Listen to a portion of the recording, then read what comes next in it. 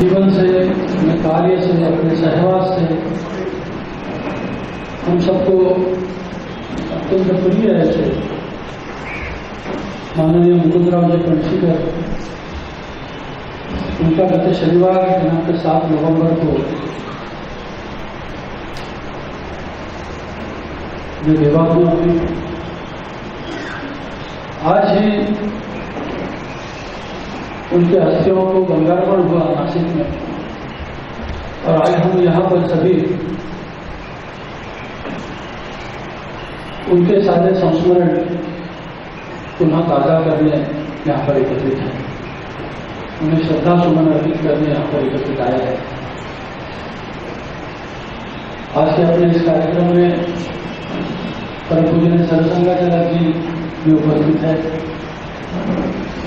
मंच पर अपने कोकण प्रांत के माननीय प्रांत संघचालक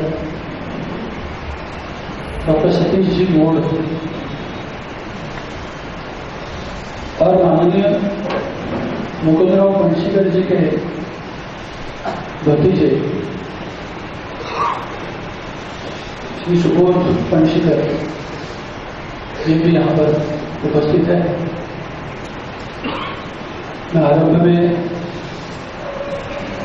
अनेक वर्ष तक जिनको माननीय मुकुंदराव जी का सहवास प्राप्त हुआ,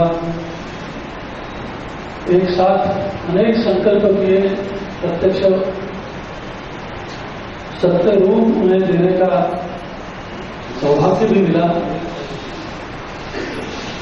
ऐसे विमल जी केडिया तो आरंभ में अपने संस्मरण आपके सामने विमल जी। मुकुंदराव जी के समर्पित जीवन को समर्पण ऐसे गीत की कुछ पंक्तियों से शुरुआत करता हूँ। काट कण कण देह जिसकी दुर्ग का निर्माण होता, एक तिल हटने न पाता भूमि में ही प्राण होता। जय पराजय कीर्ति यशकी छोड़ करके कामनाएं, रात दिन निश्चल अटल उपचाप गढ़ का भार होता। शोक में रोता नहीं जो, शोक में रोता नहीं जो, हर्ष में हंसता नहीं जो, राष्ट्र की दृढ़ नींव का पाषाण बनना है हम। समर्पित जीवन में मुकुंदराव जी राष्ट्र निर्माण के नींव में एक पाषाण के रूप में समर्पित हो। मुकुंदराव करीब 9 से 10 साल महानगर के प्रचारक रहे, मुंबई महानगर प्रचारक 9 से 10 साल रहे। लेकिन मेरा मानना और सबका ये मानना है कि मुकुंदराव के काम का ठसा, मराठी शब्द ठसा, हिंदी में प्रभाव बोल सकते हैं, वो सबसे अधिक महानगर में आज तक रहा है। अनेक कार्यकर्ता आए, अनेक के पास अनेक जवाबदारी आई, लेकिन मुकुंदराव के काम का ठसा ये मुंबई महानगर में आज तक है। उसका एक कारण ये भी है कि महानगर प्रचारक 8-10 साल रहे, लेकिन केंद्र उनका मुंबई ही रहा, थोड़े समय केवल पुणे में था। मुकुंदराव के साथ काम करने का सौभाग्य मिला। 2 2-3 साल तो ऐसे थे कि कार्यकारिणी में मैं महानगर सह कार्यवाह, कामरेजी कार्यवाह और मुकुंदराव प्रचारक थे। वैसे तो अनेक विषय, अनेक घटना, अनेक उपक्रम के बारे में बताया जा सकता है, लेकिन मैं केवल एक पहले उल्लेख करूंगा और वो है डॉक्टर हेडगेवार जी की जन्म शताब्दी। 88-89 में हम सबको मालूम है कि विजयादशमी 88 से लेकर प्रतिपदा 89 तक डॉक्टर जी की जन्म शताब्दी सारे देश में मनाई गई। मुंबई के लिए अभिमान का विषय था। ये अभिमान का विषय पहली बार ही मिला कि पूरे देश में सबसे अधिक घरों से संपर्क मुंबई में हुआ, सबसे अधिक सेवा निधि मुंबई में जमा हुई, सबसे अधिक कार्यक्रम 6 महीने में अनेक प्रकार के मुंबई में हुए। और शिवाजी पार्क की वो सभा, जिन्होंने भी यहाँ उपस्थित में थे, जिन्होंने भी वो उसमें भाग लिया होगा, न भूतो न भविष्यति, इस प्रकार की जनसभा, विराट हिंदू संगम, ये भी मुंबई में पूरे देश में सबसे अधिक सफल रहा। मेरे को मन की बात बताता हूं कि शनिवार 7 नवंबर के बाद ध्यान में आया, पहले ध्यान में नहीं आया कि वो जो सारा कार्यक्रम हुआ जन्म शताब्दी का, इसके पीछे मुकुंदराव थे, मालूम था। लेकिन तो एहसास की बात है, जब सोचने लगा तो ध्यान में आया कि फ्रंट में मैं था, एक प्रकार जी गोयल थे, अनेक कार्यकर्ता थे, दिखते वो थे। लेकिन मुंबई में डॉक्टर जी की जन्म शताब्दी कैसे होनी चाहिए, ये एक स्वप्न था मुकुंदराव का। शिवाजी पार्क में सभा होनी चाहिए, मुकुंदराव का स्वप्न था। या तो हम हिम्मत ही नहीं कर पाते, सोचते ही नहीं कि शिवाजी पार्क में सभा करना, और शिवाजी पार्क में सभा करना और शिवाजी पार्क भरना, इस सब के पीछे आज जब सोचते हैं, विचार करते हैं, चिंतन करते हैं, तो इसके पीछे जो ताकत थी, जो चिंतन था, वो मुकुंदराव था। मुकुंदराव की प्रेरणा बनी रहेगी, 1-2 पीढ़ी तक हम याद भी करेंगे। लेकिन एक विषय मुकुंदराव के हाथों से ऐसा हो गया जो सालों साल तक, पीढ़ी दर पीढ़ी मुकुंदराव की याद दिलाती रहेगी, और वो है केशव सत्ती। मेरे को याद है प्रांत बैठक में एक प्रश्न पूछा गया, ये संघ का प्रभाव बताने के लिए आप क्या करते हो कार्यकर्ताओं को? घाटों पर के सह कार्यवाह ने खड़े होकर ईमानदारी से बताया कि हम तो क्या करते हैं कि कोई नया व्यक्ति है, उसको संघग्राम का प्रभाव देखना है तो हम उसको केशव सत्ती ले जाते हैं और बताते हैं कि कोई संघ की है। वैसे ही संघ का कार्यकर्ता भी जब जाता है, देश भर से जब आता है, देखता है केशव सत्ती को, तो उसके मन में भी एक हिम्मत आती है, एक उत्साह आता है कि हम ये कर सकते हैं। कई लोग पूछते हैं तो इसका कोई प्रोजेक्ट रिपोर्ट आपके पास है क्या, हमको भी करना है, इसका कोई फंड्स की प्लानिंग वगैरह वगैरह, जो आज की परिभाषा में कई प्रश्न होते हैं, कई लोग पूछते हैं। अब हमको मालूम है कि कैसे केशव सत्ती प्रारंभ हुई। 81 में ये केवल मुकुंदराव की हिम्मत थी कि 5 एकड़ जमीन हम ढूंढने के लिए निकले, 200 एकड़ का ऑफर आ गया और मुकुंदराव ने हाँ बोल दिया। बाकी मुंबई में दूसरा कोई संसद, कोई कार्यकर्ता, कोई अधिकारी ऐसा नहीं था जो 200 एकड़ के लिए हाँ बोलता होता नहीं, अपना विषय में तुम जाओ, हमको तो 5 एकड़ ही चाहिए। मुकुंदराव ने हाँ बोला।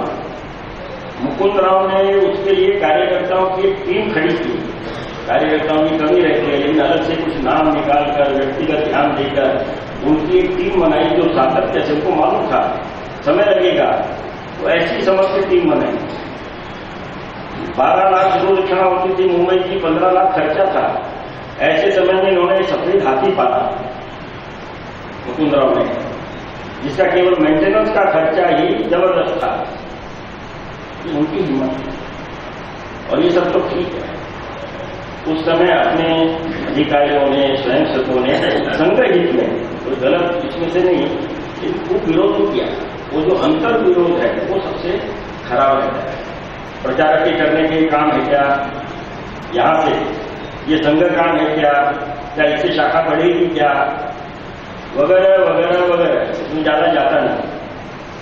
लेकिन मुकुंद राव ने सारे विरोध को शांत चित्त से, एक को भी जवाब नहीं दिया, एक को भी प्रति प्रश्न किया नहीं, पूछ सकते थे, कभी किया नहीं, शांत चित्त से सब सुनकर देते रहे। ऐसे अनेक विरोध हुए, वो सब में से रास्ता निकालते निकालते निकालते वो आगे बढ़ते रहे और अपने समय में, उसी समय मुंबई में 89-90 तक एक अच्छी नींव केशव सृष्टि के लिए उन्होंने तैयार की। बाद में सोमनाथ जी खेड़कर आए, 2-3 साल उन्होंने भी काम किया। प्रचारक थे, उनकी भी बदली हो गई, उनका भी कार्य क्षेत्र अलग आ गया। और एक दिन मेरे पास केशव सृष्टि के 4-5 कार्यकर्ता आए और उन्होंने बोला कि हम पूना गए थे मुकुंद राव से मिलने के लिए, क्योंकि आप तो प्रांत का प्रचारक बन गए, सोमनाथ जी खेड़कर तो अब अन्य क्षेत्र में चले गए, अब केशव सृष्टि के बारे में निर्णय कौन लेगा। और उन्होंने भी बताया कि मुकुंद राव ने पूना में हमको बताया कि निर्णय अभी विमल लेगा, विमल से जाकर मिलो। मेरे से कोई बात नहीं, किसी बैठक में निर्णय हुआ नहीं, कहीं चर्चा हुई नहीं, मेरे को फोन करके भी मुकुंद राव ने बताया नहीं। लेकिन विमल को मिलो और उसको बोलो कि निर्णय वो लेगा। और फिर कार्यकर्ताओं की टीम बनी और वो कार्यकर्ताओं ने उसके पीछे हमेशा मुकुंद राव रहे, काम बढ़ता रहा। और हमेशा चाहे वो क्षेत्र प्रचारक रहो, अखिल भारतीय अधिकारी रहो, केशव सृष्टि का कोई भी विषय आया तो आखिरी निर्णय कौन देगा, तो मन में स्वाभाविक आता था, मुकुंद राव से पूछते थे, मुकुंद राव उसका मार्गदर्शन भी करते थे। एक समाधान की बात केशव सृष्टि में ऐसी है, अभी नियति का पता नहीं था कि इतनी जल्दी मुकुंद राव जाएंगे। पिछले सितंबर में केशव सृष्टि के इतिहास का प्रकाशन हुआ, इसमें 1980 से लेकर 2000 तक का सारा डॉक्यूमेंटेशन इसी प्रकार से हुआ। अब केशव सृष्टि के कार्यकर्ताओं ने संकल्प किया है कि केशव सृष्टि के काम को और अधिक गति देंगे, उसमें और नए आयाम जोड़ेंगे, क्योंकि वही काम हमारे लिए मुकुंद राव को सच्ची श्रद्धांजलि है। मैं आगे माननीय दादा हीरालाल जी को यहाँ पर विनंती करता हूँ। दादा हीरालाल जी अनेक वर्ष तक महाराष्ट्र प्रांत के कार्यवाह रहे, एक साथ सहा काम करते रहे। वर्तमान में अपने अखिल भारतीय सामाजिक समरसता इस विषय की तो देखते हैं। आज ज्या जबाबदारीचं वर्णन उल्लेख केला तुम्हाला वापरते, त्याच्या मागे जर गेलो तर ह्या सगळ्यांना जबाबदार नागरिकांच्या कालखंडामध्ये जेलमधून घरी आलो, 16 महिन्याचा कालखंड जेलमध्ये होतो आणि घरी आल्यानंतर सगळी पुष्कळ केली, घरी कशी वाचवायची या गुणवत्तेने असताना मुकुंदराव फणसगा माझी वेगवेगळी चौकशी केली आणि म्हणाले की आता तुला जिल्हा सरकार म्हणून काम करावं लागतं, म्हणून शक्यताच नाही, मी इतर शिक्षक आहे, नोकरी करतो, 300 किलोमीटरची खांदी आहे जिल्ह्याची, कसं करायचं एक मोठा प्रश्न आहे. आणि अत्यंत शांतपणे मला सांगितलं प्रश्न काही असू दे, तुला हे काम करायचं आणि जे काम तिथून सुरू झालं ते आज चालायचं. त्या कालखंडामध्ये इतक्या लांबी रुंदीच्या जिल्ह्यामध्ये काम करणं केवळ अशक्य होतं, परंतु मुकुंदराव फणसकरांचं जीवन मी जवळून पाहिलेलं होतं. त्याच्या अगोदर ते आमचे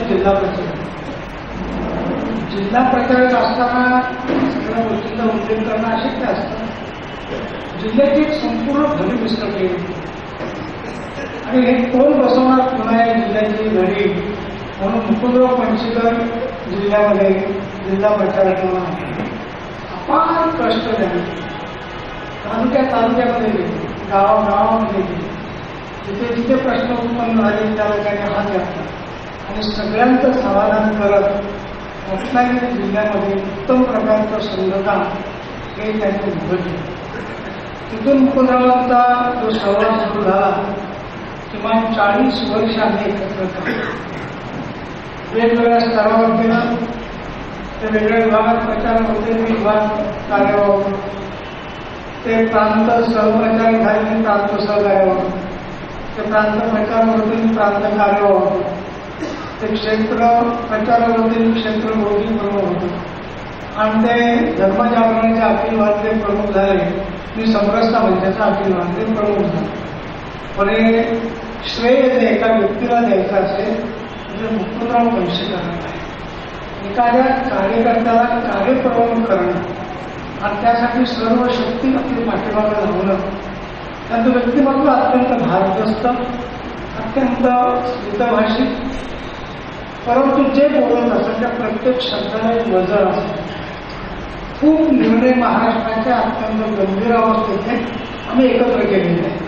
हा महाराष्ट्रातला रिटर्नचा प्रश्न असो, नामांतराचा प्रश्न असो, अयोध्येचं आंदोलन असो, समरसता मंचाचं काम असो, मुक्त विकास परिषदेचं काम असो, वैचारिक क्षेत्रामध्ये सांस्कृतिक वार्तापत्र असो, किंवा इथला तरुण भारत असो, किंवा इथला उल्लेख असो, या सगळ्यांच्या पाठीमागे एक अदृश्य करून ठाम शक्ती ही मुकुंदराव पंशीकरांची.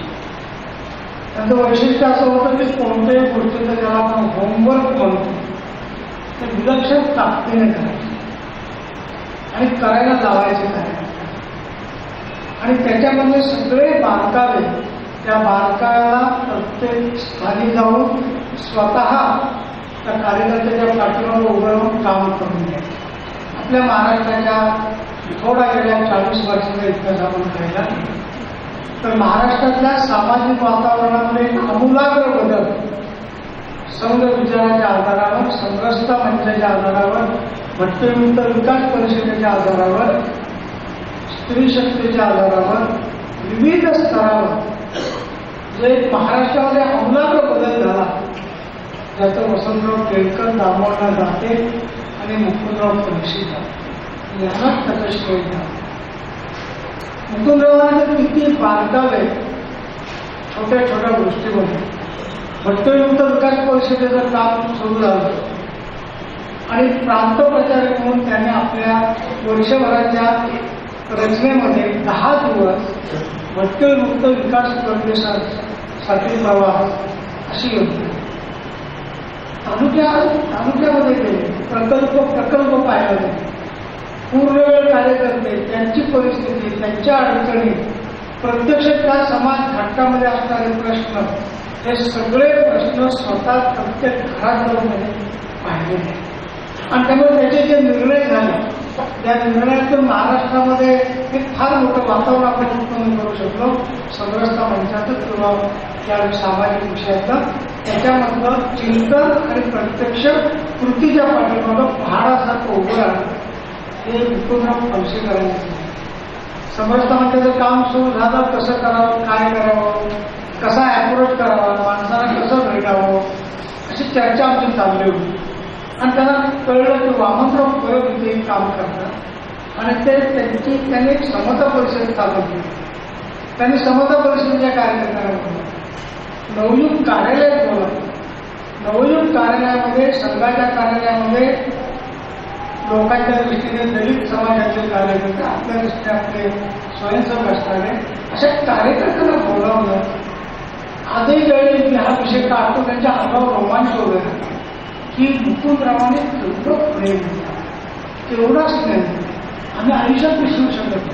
मुकुंदराव तेवढं थांबले नाही, वर्ष प्रतिबंधाला त्यांनी सगळ्यांना बोलावलं आणि श्रीखंड पुरीचं जेवण सगळ्यांना.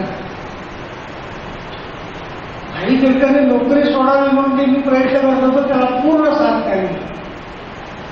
काही गोष्टी अशा असतात, तो एक इतिहास असतो, त्याच्यानंतर घडणाऱ्या अनेक घटना त्याच्या गतीने पुढे जात राहतात.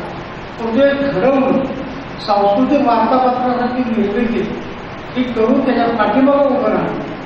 डॉक्टर हेंडेवार सेवा निधी जो उभा राहिला तो निधी योग्य प्रकारे कसा उपयोगात आणता येईल, त्याच्यात कोणकोणत्या प्रकारच्या प्रकल्पाला त्याचा वापर करता येईल, कोणत्या भौगोलिक क्षेत्रामध्ये तो केला पाहिजे इतके बारकावे मी त्यांच्याशी बसून आम्ही त्याचे वर्कआउट केलेले आहे. आणि त्यामुळे आज जे महाराष्ट्रामध्ये एक चांगलं सामाजिकदृष्ट्या एक चांगलं वातावरण आहे, त्याच्यामध्ये अपार कष्ट हे मुकुंदरावांचं आहे. प्रचारही बोलतच नाही, ते सतत कामच करत असतात, ते कधी समोर येत नाही. पण प्रत्येक कार्यकर्ता समोर यावा म्हणजे किती प्रयत्न करतात हे मी माझ्या डोळ्याने पाहिलेलं आहे. त्यांनी मोरोपंत तुलणे महाराष्ट्रामध्ये त्यांच्या मनात अनेक प्रकारच्या कल्पना असतात. ज्या ज्या कल्पना मोरोपंत तुलणे त्यांच्यासमोर बोलून दाखवल्या त्या व्यवहारात आणण्यासाठी सगळ्या प्रकारचे कष्ट मुकुंदरावांनी सोसले. आज ते प्रकल्प खूप मोठे झाले. केशव सत्याचा आता उल्लेख करत नाही की त्याच्या प्रत्यक्ष त्याची माहिती आपल्यासमोर आली आहे. परंतु अशा तऱ्हेचा वेगवेगळ्या कामांच्या पाठीमागं उभं राहणं आणि कार्यकर्त्यांना उभं करणं, कार्यकर्त्यांच्या पाठीमागं योग्य प्रकारची प्रेरणा देणं, अनेक प्रकारचे अभ्यास वर्ग त्यांनी घडवले. ते फार कमी बोललेले आहे. संघ शिक्षा वर्गावर मुख्य शिक्षक होते. आपल्याकडे ते फार कमी आहे. ते मुळात ते शारीरिक विभागात शिक्षक होते आपल्याला माहिती आहे. परंतु त्या सगळ्यामध्ये शिक्षक म्हणून ते डोळ्यासमोर उभे राहिले नाही, तर तो वर्ग किती प्लॅनिंगने चालवला पाहिजे, कसा चालवला पाहिजे आणि प्रत्येक शिक्षकाला कसं काम केलं पाहिजे त्याचं विलक्षण त्याचं नियोजन हे मी पाहिलेलं आहे. वर्षानुवर्ष मी संघ शिक्षणावर जात असल्यामुळे मी सर्व स्तरावरचे त्यांचे प्रयत्न पाहिलेले आहेत. एका अर्थाने आपल्या संघाचा विचार करताना संघाचा प्रचार जसं आपण म्हणतो ना किंवा पाण्यामध्ये जर साखर विरघळली तर साखर दिसत नाही, पण त्याची गोडी मात्र त्या पाण्यामध्ये. असे मुकुंदराव महाराष्ट्रामध्ये विरघळले, सगळ्या क्षेत्रात विरघळले, सगळ्या क्षेत्रामध्ये त्यांचं योगदान आहे. त्याचे नावं जरी घेतली तरी ते अपुरी पडतील. असं मुकुंदरावांचं प्रत्यक्ष जीवन आहे. अपार कष्ट आहे, मितभाषी होते, उत्तम प्रकारचं शारीरिक होतं, माणसांची पारख आणि कठोर निर्णय मी पाहिलेले आहेत. काही कठोर निर्णय मी त्याचा आज विचारही करू शकत नाही. असे कठोर निर्णय त्यांनी घेतलेले आहेत, ते एक्झिक्यूट केलेले आहेत. त्याचे काय परिणाम होते त्याची पर्वा त्यांनी केलेली नाही. परंतु शिस्त ही शिस्त राहिली पाहिजे आणि संघ योग्य पद्धतीने पुढे गेला पाहिजे. अहोरात्र म्हणजे म्हणतो ना संघ घेणे, तसं संघ जीवन त्यांचं प्रत्यक्ष जीवनामध्ये होतं. व्यक्तिगत माझ्या जीवनाशी त्यांचा खूप जवळचा संबंध. घरामध्ये आमच्या अत्यंत श्रद्धेचं स्थान ज्याला होतं असे मुकुंदराव होते. ते येणं म्हणजे आपल्या परिसरामध्ये एक आनंदोत्सव कार्यकर्ते साजरा करत असत. ज्या दिवशी ते गेले आणि त्या दिवशी ते येऊ शकत नव्हतो, मला छोटा मुलगा दाखवून ते निवडून काम केलं. माझ्या मुलीने मला फोन केला, मुकुंदराव कसे गेले. इतकं घरगुती नातं त्यांचं होतं, ते दबलेलं होतं. अनेक निर्णय करत असताना ते सरळ निर्णय कुठे होत नसतात. खूप त्याच्यामध्ये संदर्भ येतात, काही वेगवेगळे त्याच्यामध्ये आयाम येतात, काही मतं एकमेकाला पटत नाही, तरी सुद्धा काही निर्णय करावे लागतात आणि सगळ्यांनी मिळून ते एक्झिक्यूट करावे लागतात. 40 वर्षाचा मी त्याचा साक्षीदार आहे की मुकुंदरावांचं जीवन हे संघ कामासाठी किती प्रत्यक्ष जगले आहे. मी त्यांना भावपूर्ण श्रद्धांजली अर्पण करून माझं बोलणं सांगतो. ऐसे ही और एक संस्था मंत्री माननीय रवीजी पवार अपने कोकण प्रांत के अनेक वर्ष तक प्रांत सहकार्यवाला है. उससे पहले मुंबई के भी सहकार्यवाला भिन्न भिन्न दायित्व उन्होंने प्राप्त किया था. स्वाभाविक है मुकुंदराव जैसा अच्छा स्नेह सहवास उन्होंने प्राप्त हुआ था, वो भी संक्षेप में अपने संस्मरण आपके सामने. माननीय मुकुंदराव फणशीकरांचा माझा परिचय योगायोगाने एका बैठकीत झाला होता. त्यावेळेला मी विद्यार्थी परिषदेचं काम करत होतो आणि एक समन्वयाची बैठक नाशिकला होती. त्या बैठकीला मी विद्यार्थी परिषदेचा कार्यकर्ता यशवंतराव केळकरांबरोबर त्या ठिकाणी गेलो होतो. मुकुंदरावांचा माझा तिथला पहिला परिचय. पण त्या पहिल्या परिचयात जवळजवळ तासभर त्यांनी माझी माहिती घेतली, कुठे राहता, काय करता, हे सगळं विचारून घेतलं. म्हटलं प्रचारक काय असं सगळं विचारणार. आता ही एवढी माहिती घेतल्यानंतर त्यांच्याकडे एका अर्थाने माझी कुंडलीच आलेली होती. विद्यार्थी परिषदेचं काम माझ्याकडचं संपलं. त्यानंतर ते यशवंत भवन ज्या प्लॉटवर उभं आहे तिथे एक शाळा होती. त्या शाळेची इलेक्शन होती आणि त्यामध्ये आम्ही सगळ्या कार्यकर्त्यांनी मग रवींद्र पोटपडे, चंद्रकांत चव्हाण, मनोहर सावंत असे सगळे मिळून त्यांनी ती शाळा आपण या निवडणुकीत लढवायची आणि जिंकून यायचं असं ठरवलं. आता जिंकून यायचं म्हटल्यानंतर किती सदस्य आहे, आपल्याला किती मतं पडली पाहिजे, हा एक स्वाभाविक विचार त्यावेळेला मनात येतोच. तर आम्ही सगळी माहिती घेतल्यानंतर आमचे कार्यकर्ते जवळजवळ 400 लोकांना जाऊन भेटले की जे त्या शाळेचे सदस्य होते. आणि लक्षात असं आलं की त्यातले 65 ते 70 जण हे संघाच्या परिचयाचे होते. कार्यकर्ते होते असं नाही, परंतु संघ त्यांना माहिती होता. म्हटलं हे आपले उत्तर आहे.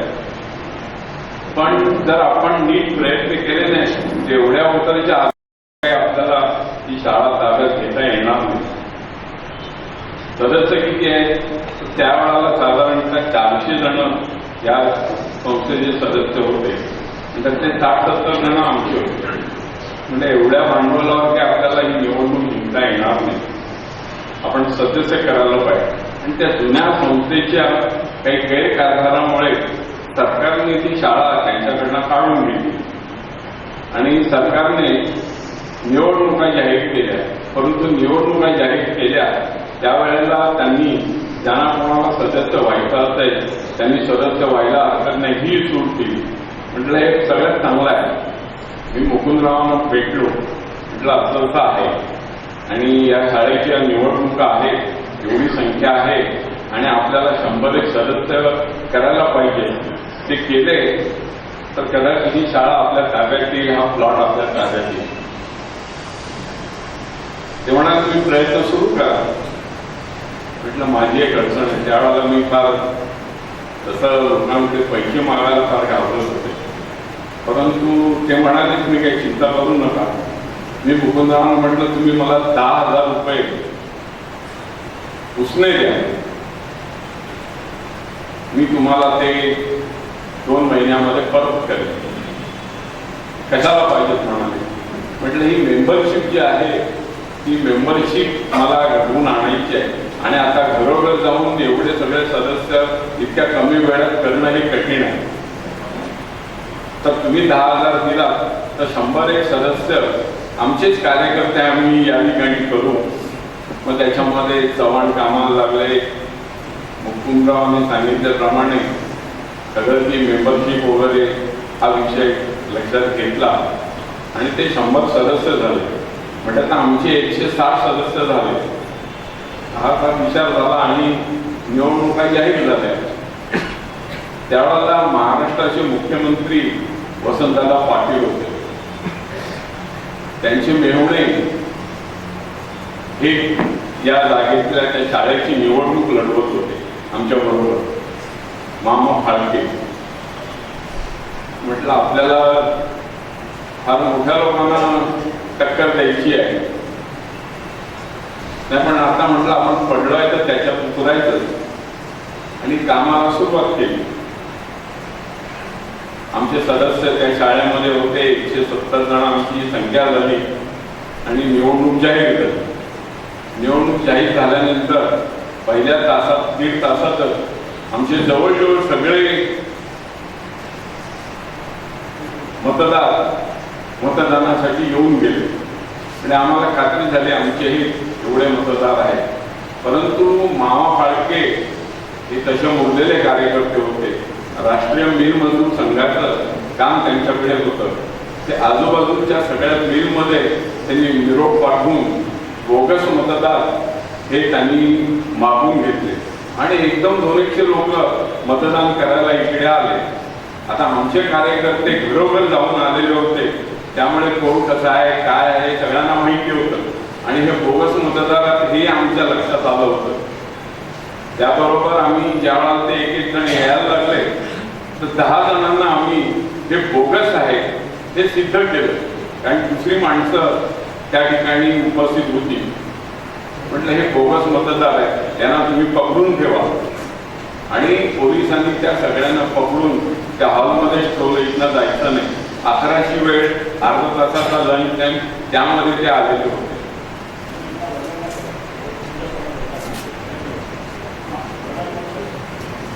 तर ते सगळं नीट झालं आणि ती शाळा आमच्या ताब्यात आली. ती शाळा ताब्यात आल्यानंतर मुकुंदरावांनी एक विषय सांगितला की ही शाळा ताब्यात आलेली आहे तर या ठिकाणी आपल्याला संघाचं कार्यालय करता येईल का हे तुम्ही बघा आणि त्यानंतर योजना करून या ठिकाणी यशवंत भवन सारखी एक मोठी इमारत उभी करायची हा एक मुकुंदरावांचा प्लॅन. एक्झिक्युशनची जबाबदारी माझ्यावर दिलेली होती आणि ते मी पूर्ण केली आणि या ठिकाणी हे यशवंत भवन उभं राहील. या सगळ्याच्या पाठीमागे मुकुंदराव जर ठामपणे उभे राहिले नसते तर आम्हाला तर सगळं कठीण वाटत होतं. कारण मुख्यमंत्र्यांची मेवण्यालाच टक्कर द्यायची आहे. त्यांनी इथले गिरणी कामगार सगळे मागवले होते, पकडले गेले, त्यामुळे ते त्यांना काही जमलं नाही आणि मग या ठिकाणी हे यशवंत भवन उभं राहण्याचं सगळी जबाबदारी त्यांनी माझ्यावरच टाकली. मग मान्य अशोकजी गोयल, दिनेश तेलियानी, सनत राठोड असे सगळे कार्यकर्त्यांची टीम तयार करून आम्ही आणि विमलजींनी त्याच्यात खूप मदत केली.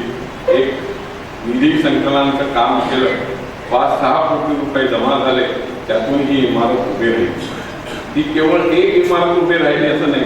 मुकुंदराव त्यावेळेला प्रांताचं काम करत म्हणाले की कोकण प्रांत आहे, त्या कोकण प्रांतामध्ये सुद्धा ज्या ठिकाणी संघाचा संपर्क झालेला ना अशा ठिकाणी तुम्हाला शाळा करता येतील का. रायगड जिल्ह्यामध्ये कोल्हापूर तालुक्यामध्ये गोळेगडी नावाचं गाव आहे, त्या ठिकाणी आम्ही शाळा सुरू केली. त्यावेळेला ती शाळा हे कोकण एज्युकेशन सोसायटीची पाटील जे प्रसिद्ध कुटुंब आहे ते चालवत होतं. त्यांच्याकडून त्या निवडणुकीमध्ये ती शाळा आमच्याकडे आणली आणि त्या ठिकाणी आता एक मोठं सेंटर आपलं सुरू आहे. त्यानंतर राजापूर तालुक्यामध्ये अशी एक परिस्थिती निर्माण आली की आम्हाला समोरून ऑफर आली की ही जागा आहे 5 एकराची, ती जागा तुम्ही ताब्यात घ्या आणि तुम्हाला ज्या प्रकारचं काही सेवा कार्य करता येईल ते तुम्ही सुरू करा. त्यांच्या शेजारी ते पटकी शाळा होती, ती शाळेची जबाबदारी त्यांनी आमच्यावर सोपवली.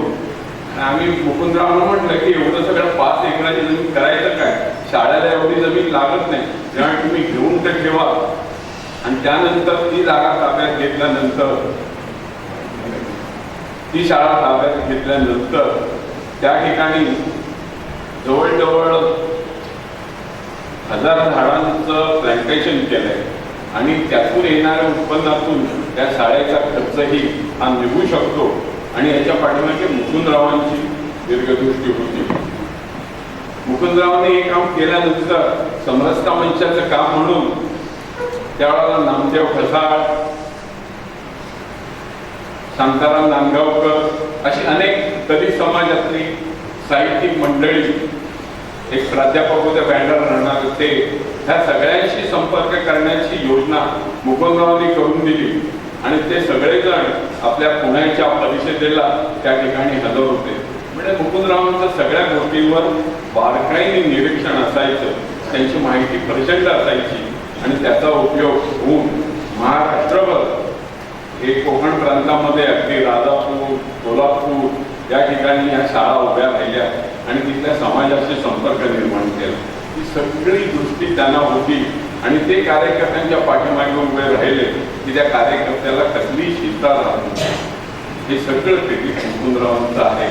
एवढ्याच आठवणी सांगून मी माझे तुमचं या ठिकाणी संपवतो. मैं अभी निवेदन करता हूँ निर्मला आपटे जी को। भारतीय स्त्री शक्ति का महाराष्ट्र में काम आरंभ हुआ। आरंभ से संस्थापक सदस्य इस नाते से निर्मला रही। विविध महिला आंदोलनों में उन्होंने अग्रतम ऐसी भूमिका निभाई है, वो अपने स्मरण 1987-88 हे वर्ष महिलांच्या जीवनाच्या दृष्टीने आणि कृतीच्या विचारायचं विषयी अत्यंत खळबळीचं असं होतं. आणि त्यावेळेला 1988 मध्ये आपण असा विचार केला, म्हणजे संघ परिवारामध्ये असा विचार केला की महिलांच्या समस्यांच्या बाबतीमध्ये आपण आपल्या व्यासपीठावरून अनेक विषय मांडले पाहिजे, त्याच्याबद्दलचं काम उभं केलं पाहिजे.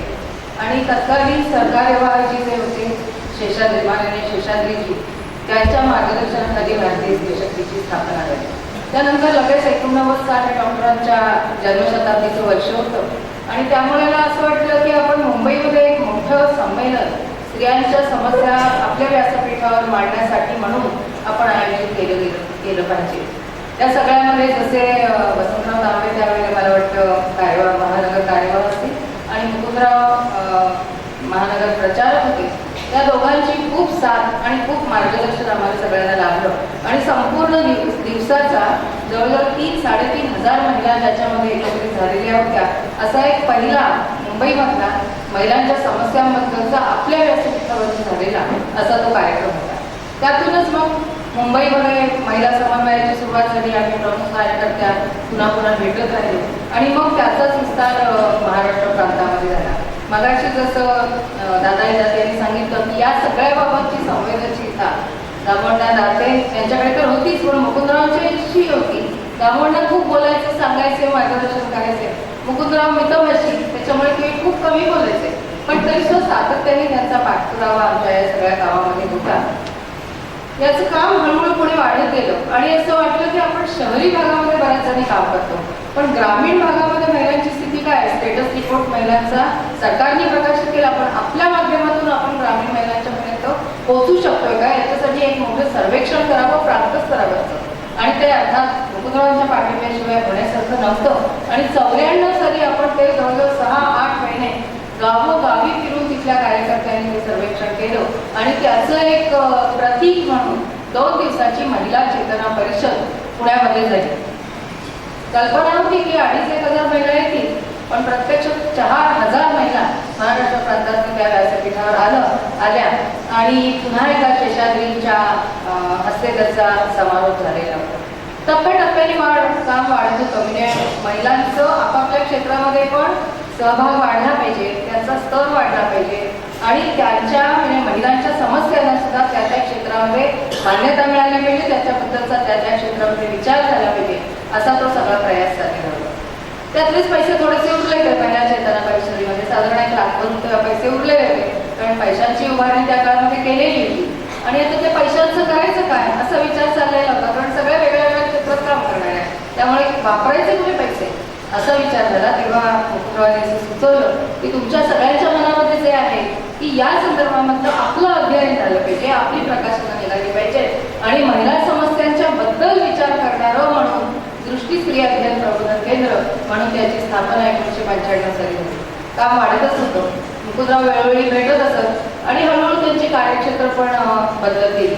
पण ती बदलण्यापूर्वी आम्ही जे म्हणत होतो की महिलांचा विकास हा मोठा विषय आहे आणि म्हणून महिला जिथे जिथे काम करतात किंवा स्वतःच्या तंत्राने स्वतःच्या बळावर ज्या ठिकाणी तरी महिलांसाठी म्हणून जे प्रकल्प चालवलेले अशा प्रकल्प चालवणाऱ्या महिलांचं सुद्धा एकत्रीकरण आपण केलं पाहिजे. आणि ती एक बैठक आम्ही डोंबिवलीमध्ये ठरवली, पण निसर्ग कोपामुळे ती फार यशस्वी झाली नाही, पण ती एक वाटचाल तिथे सुरू झालेली होती आणि त्यातून मुकुंदरावांच्याकडनं प्रेरणा घेऊन अशा अनेक गोष्टी पुढे आम्ही चालू ठेवल्या. आता आपल्या अखिल भारतीय प्रतिनिधी सभेमध्ये अनेकदा मुकुंदरावांची भेट व्हायची, त्यांचं अगदी बारकाईने सगळ्यांच्याकडे लक्ष असायचं. तसं त्यांनी अनेकदा मला विचारलं, बहिणी तुम्ही फारच लंगडताय, मी बघा माझे पाय कसे दुरुस्त करून घेतले, तुम्ही दुरुस्त करून घेतले, तुम्ही रिप्लेसमेंट केलं तर तुम्हाला सगळीकडे प्रवास करायला सुविधा राहील. हे खूप वेळेला त्यांनी सांगितलं आणि खरोखरच त्यांचं मी ऐकलं, माझ्याही पायाची मी दुरुस्ती करून घेतली. पण हे जे त्यांचं व्यक्तिगत एखाद्या कार्यकर्त्याकडे बारकाईने लक्ष असतं, बोलायचं नाही फार, अगदी नुसतं स्मितहास्य असायचं, पण थोडंसं जे काही सांभाळून जायचे ते आपल्याला खूप मार्गदर्शन करायचं असं लक्षात येतं. कधी कधी घरी येवायचं त्यांचं. तसेच ते आपटेजी गेल्यानंतर मुद्दाम भेटायला आले ते आणि मी त्यांना असं म्हटलं की कुठून प्रवासातनं आलं का, म्हणाले प्रवासातनं आलो, पण आता मी फार महत्त्वाचं काम करून आलो. म्हटलं काय केलं तुम्ही काम, तर म्हणाले माझं पाय दुरुस्त केलेला 10 वर्ष झालेली, डॉक्टर वेलसरकरांनी माझं हे ऑपरेशन केलेलं होतं आणि म्हणून त्यांना मला जाऊन भेटून सांगायचं होतं की पहा, तुम्ही हे जे माझं ऑपरेशन केलं त्याच्यामुळे मी 10 वर्ष निरंतर प्रवास करतोय आणि त्यातून मला फार कामाची उभारणी करता आलेली आहे. आणि वेंगसरकर डॉक्टर अतिशय खुश झाले आणि म्हणाले की आजपर्यंत एकही पेशंट मला असं आढळलेलं नाही की जो बरा झाल्यानंतर पुन्हा येऊन सांगतोय. तक्रारी घेऊन येतात, पण मी छान चाललंय माझं हे सांगायला कोणी आलेलं नव्हता, पण हे तुम्ही पहिले आहे. अशा या बारीक सारी गोष्टी असत की ज्यांच्याकडे त्यांचं लक्ष असायचं आणि ते सांगत असत. काही वेळेला असं होतं की छोटासा प्रसंग किंवा छोटासा काहीतरी अनुभव आपल्याला मिळून जातो. तसं आमच्या ज्या अंजलीताई देशपांडे ज्यांच्याकडे दृष्टी स्त्री अध्ययन प्रबोधन केंद्राचं काम आहे, त्या सहज मला परवा म्हणाल्या की तिचं तर काम चालू होतं आणि त्या तिथे एका ज्युनियर कॉलेजमध्ये शिकवतही होत्या. मध्यंतरी जेव्हा एकदा भेटल्या तेव्हा त्यांना मी विचारलं की मुकुंदराव तशी भेट होत नाही आपली. तर त्यांनी म्हटलं माझं क्षेत्र बदललं आहे ना, जिथे आधर्म असतो तिथे मी धावत जातो, त्यामुळे धर्माचं काम जिथे चालू आहे तिथे मी जात नाही, अधर्माच्या ठिकाणी धावतो आहे, हे त्यांनी आवर्जून सांगितलं. आणि इतकंच नाही, अंजलीताईंना असं म्हटलं की महर्षी कर्वे स्त्री शिक्षण संस्था आहे, तिथे तुला आता जायला पाहिजे, तिथे तुझ्याकडे जबाबदारी तू घेतली पाहिजे आणि एवढी मोठी स्त्रियांच्या शिक्षणासाठी काम करणारी जी संस्था आहे, तुमची दृष्टिकोन जर तुम्ही घेऊन गेला तर तिथे बरेच बदल आपल्याला करता येईल, हे नक्की आहे. असं व्यक्तिगत लक्ष असणं आणि त्या कार्यकर्त्याला तिथे काम सोपवणं हे हातोटी त्यांच्याकडे. माझा एक स्वतःचा असा छोटासा अनुभव आहे की तो अगदी मला फार भावला. आपटेची गेल्यानंतर एका जुन्या कार्यकर्त्यांचं आणि खूप दूरच्या, म्हणजे फार आमच्याकडे त्यांचं येणं जाणं होतं किंवा हे होतं, परिचय खूप होता असं नाही. मुकुंदरावांनी त्यांना लिहिलेलं पत्र होतं की पहा, तुम्ही निष्संकोच मनाने बाळासाहेबांच्याकडे जा आणि योग्य असेल तोच सल्ला ते तुम्हाला देतील याबद्दल तुम्ही खात्री बाळगा. त्यातून खरं सांगायचं तर मला खूप काही भरून पावलं आणि अशा मुकुंदरावांना आमच्या या सगळ्या स्त्री कार्यकर्त्यांच्या तर्फे मी श्रद्धांजली वाहते. अभी मैं संस्कार भारती के अनेक वर्ष जो राष्ट्रीय अध्यक्ष रहे, ज्येष्ठ चित्रपट दिग्दर्शक माननीय राजेश दत्त जी से निवेदन करूँगा वो अपने संस्कार आपकी समझ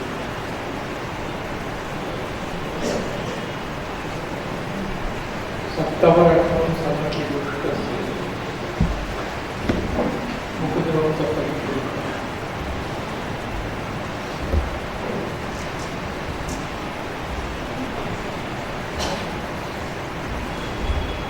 त्यानंतर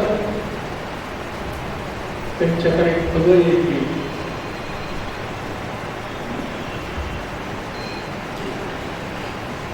माझ्या मनातले प्रश्न, शंका,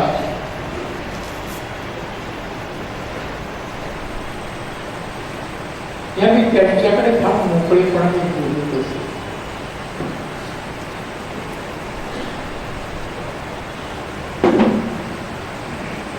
आणि माझ्या असं असतं मनाला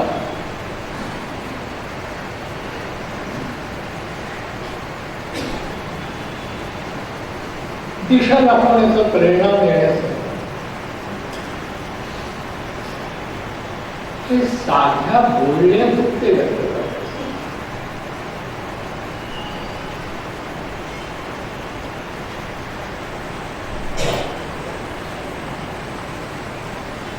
पुढे अनेक जबाबदाऱ्या तुमच्यावर आहे, त्या साड्याच त्यांनी सहजतेनं पेरल्या आतापर्यंत बोलण्यावरून आपल्याला.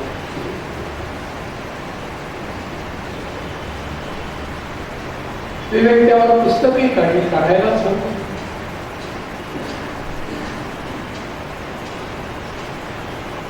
जे आपल्याला दुरून दिसलं ते जवळून समजावं, त्याचं मनन करावं, यासाठी पुस्तकांचा प्रपंच.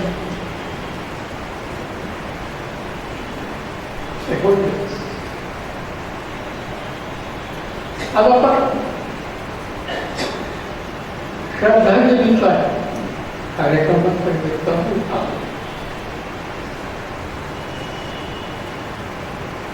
श्रद्धांजली काय असते?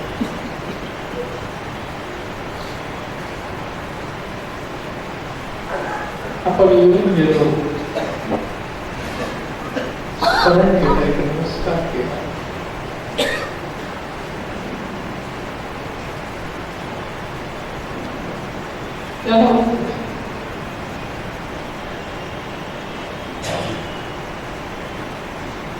निसर्गाचा नियम आहे. जुने कार्यकर्ते यापूर्वी पाहिलं, ही प्रक्रिया चालूच राहते.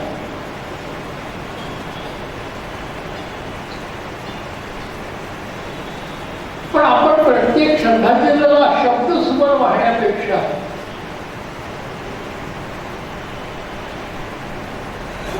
दिवसातला 1 तास संघ शाखेसाठी संघ कार्यासाठी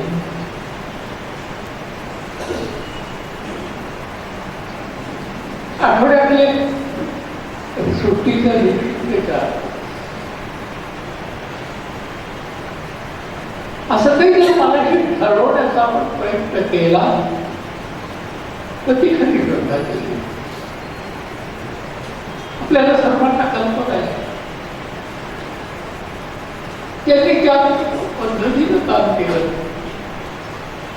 होते नाही, पद्धती नाही, वेळ नाही, काही अगदीच नाही आपल्या.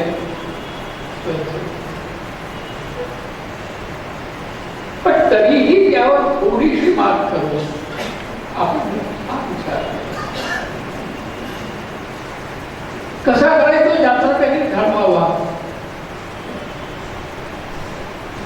पण दिवसातला 1 तास आणि सुट्टी आठवड्यातल्या एका दिवशी 4 तास एवढं जरी आपण संघ विचारासाठी, संघ कार्यासाठी, संघाचे जे अनेक आयाम आहेत त्या आपल्या आवडीनिवडीप्रमाणे आपल्या वेगळ्या असतात. इथे मनाशी स्वतःच्या काही बोलायची जरूर नाही, बोलून पण मनाची कुठेतरी स्वतःची संकल्प करून हीच टीका त्याला चालक वर्ग में से धन सिंह जो यहाँ पर अनेक वर्षों से मुकुंदराम जी को जहाँ जाना है वहाँ पर छोड़ना, उनको ले आना, उस दुर्भाग्यपूर्ण दिवस में भी वही वहाँ पर साक्षीदार जो होते थे. तो मैं धन सिंह जी को कहूँगा सर्वप्रथम मैं स्वर्गीय मोहनराव को सख्त नमन करता हूँ.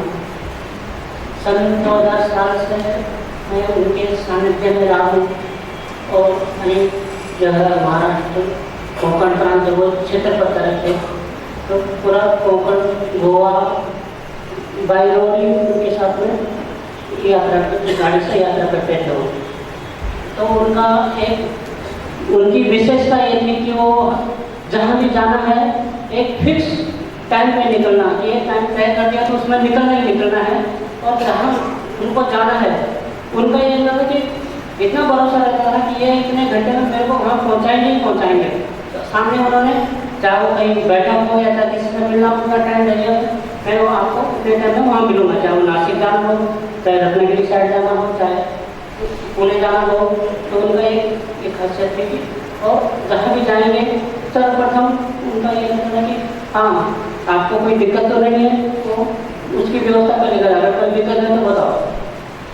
एक बार हम यहाँ से धाराशिव गए थे तो मुझे यहाँ से बुखार था, तो साथ में बरसात का टाइम था, साथ में एक सफेद और थे, तो उन्होंने कहा आपको बुखार है इनको दे दो गाड़ी. मैंने कहा नहीं कि मैं इनको नहीं दूंगा क्योंकि इन्होंने छोटी गाड़ी चलाई है, हो सकता है कहीं कोई धोखा हो जाए. तो मैं ऐसे गया, तो वहाँ तक जाने उन्होंने बोला यहाँ दवा ले लो और अगले दिन वापस आना था. वापस आना तो बोला पुनः तक तो चल सकोगे. मैंने कहा चल दूंगा. फिर वो मेरी मजाक बनाने लगे, बोला जरा आराम से करना, आप तो बोला ऐसा हवाई जहाज बना देते हैं, बोले कि कहीं रोकने का नाम ही नहीं लेते हैं. वो मेरी मजाक उड़ा है. मैंने कहा ठीक है. तब उन्होंने जब पुणे में आए तो वहाँ एक चालक की व्यवस्था कर पीछे बैठ जाओ और वहाँ से भोजन करके निकले। फिर मेरे मजाक उड़ाने लगे, पीछे बैठ के बड़ा आनंद आ रहा होगा, ऐसे अनेक बार मजाक उड़ाया करते थे और हंसते बोलते चलते थे। और उनका एक विशेषता ये थी कि कहीं भी मुंबई से बाहर जाना हो तो चाहे वो ट्रेन का हो चाहे वो हवाई जहाज का हो, कहीं जाना है तो वो टाइम से निकलना उन्होंने। और अभी तक मेरे साथ में रहने से उनका सिर्फ मात्र इतने वर्षों में एक ही दिन उनकी ट्रेन छूटी थी, तो भी उन्होंने कहा हाँ ये ट्रेन तो मेरी गलती से छूटी, आपकी गलती से नहीं छूटी। एक बार कहीं और जा रहे थे तो कोई रास्ते की वजह से हम ट्रेन छूट गई, कोई और दूसरे साथ में, तो उन्होंने कहा तो अगले दिन जब वो वापस आए तो आज तो बोला तुम मेरे साथ में चलो, नहीं तो वो साथ में जाएगा तो मेरी ट्रेन फिर छूट जाएगी। तो उन्होंने कहा अरे आप मेरे साथ में होते तो मेरी ट्रेन कभी छूटती नहीं थी। उनका मेरे पर इतना ये अटूट विश्वास रहता था कि जहाँ भी जाना हो ये हमें समय पे जरूर पहुँचाएंगे। तो ये और फिर एक उनका विशेषता ये थी कि कभी उनको गुस्सा होते हुए नहीं देखा हमने, चाहे कितनी बड़ी गलती हो गई हो तो वो कभी हमारे में गुस्सा नहीं हुए। बस मैं नहीं अगर बोलने के लिए तो बहुत कुछ है, लेकिन इतने में और पुनः सब नमन करता हूँ संजय मुकुंद को। मैं अभी माननीय शरद राव जी ढुले को यहाँ पर प्रस्तुत करूँगा। शरद राव जी प्रचारक हैं अनेक वर्षों से और अखिल भारतीय धर्मजागरण विभाग के जैसे विजयराव जी ये प्रमुख थे, जैसे 2 क्षेत्रों का दायित्व ये शरद राव ढुले के पास है, धर्मजागरण विभाग का है। 1999 मुकुंदरावनेच मला धर्मजागरण विभागाचं दायित्व दिलं, पण तरी मला त्याबरोबर सतत धर्मजागरण प्रमुख करण्याचा प्रयत्न केला। आता जी सगळी वर्णनं झाली ना, भटकल मुखात असेल, मनमात्रिक क्षेत्राचा असेल, या सर्व क्षेत्रात मुकुंदराव त्या 10 दिवस मला घेऊन गेले। भटकमुक्तांचा प्रवास, वनवासी क्षेत्राचा प्रवास, समुद्र किनाऱ्याचा प्रवास, सर्व परियोजनांचा प्रवास, गेले सुमारे 11 वर्ष दर महिन्यात किमान 10-12 दिवस आम्ही एकत्र होतो आणि त्यामुळं इतक्या विषयावर एकत्रित आमचं बोलणं झालेलं आहे, जे विषय अन्यथाही माझ्याशी बोलण्याची माझी क्षमता नाही अशा अनेक विषयावर ते माझ्याशी बोलतो। एखादा अवखळ मुलगा आपल्या आईशी जसं बोलतो तसं मी मुकुंदरावशी शेवटच्या कालखंडात बोलतो। मी मुकुंदरावला विचारलं की महाराष्ट्रातले सगळे लोक तुम्हाला घाबरतात, म्हणजे खरं तर मुकुंदरावना हा प्रश्न विचारायला लोक घाबरतात। मी त्याला विचारलं सगळे लोक तुम्हाला का घाबरतात? तर म्हणजे सोपी गोष्ट आहे, मी कोणाचीही तोंडावर स्तुती करत नाही, आवश्यकतेपेक्षा जास्त स्तुती केली की कार्यकर्ता बिघडतो, आणि मी कोणाचीही पाठीवर निंदा करत नाही। आणि मग निंदा करत नसल्यामुळे आणि स्तुती करत नसल्यामुळे लोक मला घाबरतात। मुकुंदरावने त्यांचा स्वतःबद्दलचं केलेलं मूल्य मागतो, त्यांना एकूण 4 अटॅक आले, त्याच्या 2 अटॅक 2 वेळा त्यांच्या बरोबरच होते। एकदा प्रत्यक्षात लोडिंगमधून उतरून त्यांना दवाखान्यात पाठवण्यासाठी ॲम्ब्युलन्स बोलवणं वगैरे सगळं मलाच करावं लागतं। त्यानंतर ते परत आले, मुकुंदरावना विचारलं की मुकुंदराव आता तुमच्याबरोबर एक सेवक देऊ, कोणीतरी साहाय्य देऊ? मुकुंदराव म्हणे तिची काही आता आवश्यकता नाही। मुकुंदरावला विचारलं तुम्ही का घ्यायला तयार नाही आहे? ते म्हणजे आता सिग्नल मिळाला आहे, साहाय्य देऊन थोडंच त्यामुळे वाचलं आहे। त्यांना त्यांच्याबद्दल पूर्ण अंदाज होता, आणि त्यामुळे ते गेल्यानंतर दुर्दैवानं पहिला फोन मलाच आला। रेल्वेच्या डॉक्टरशी मी प्रत्यक्षात बोललो आणि त्यानंतर मी हुबळीच्या बैठकीत होतो, कोल्हापूरहून मी इथं पोहोचलो। काही कार्यकर्ते मला सांत्वन देण्यासाठी इथं थांबले आणि मी कोसळलो होतोच, इतका अनपेक्षित धक्का होता। गेल्या 12 वर्षामध्ये अशी एकही गोष्ट नाही की जी मी मुकुंदरावांना विचारून केली. प्रवास असेल, बैठक असेल, पत्रक असेल, भाषण असेल, जे जे केलंय ते सगळं मुकुंदरावांना विचारूनच केलं. आणि अनेक ठिकाणी जिथं मुकुंदरावांनी जायला पाहिजे अशा सर्व ठिकाणी मला मुकुंदरावांनी पाठवलं. आणि असे मुकुंदराव अचानक गेल्यानंतर जो डोंगर कोसळतो अशा विमनस्क स्थितीमध्ये मी मुंबईला पोहोचलो. आणि जे कार्यकर्ते मला सांगून दिलं होतं त्याचा एक जण ढसाढसा रडला. आणि तो ढसाढसा रडला आणि तो म्हटला की मी अंत्ययात्रेला थांबणार नाही. त्याचं हे उत्तर ऐकून, कारण त्याची मुकुंदरावांची किती जवळीकता होती मला माहिती होतं. मी त्याला काल भेटून आलो होतो. म्हटलं मी तुमच्याजवळच रडलो, पण मुकुंदराव माझ्यासाठी कोण होते फक्त तुम्हाला माहिती. तर म्हटलं तू अंत्ययात्रेला का थांबला नाहीस? मी बराच वेळा विचार करतो की 8 तारखेला मुकुंदरावांनी सांगितलेला बैठक होती. आणि मी विचार करत होतो की जर खरोखर मुकुंदराव असते तर मला एका मोठ्या कार्यक्रमाला जाण्यासाठी ते मला जा म्हटले असते. ते आजारी पडल्यामुळे काही तर थांब म्हटले असते. मला ते 100% सांगितलं असतं की तू तुझ्या कामालाच.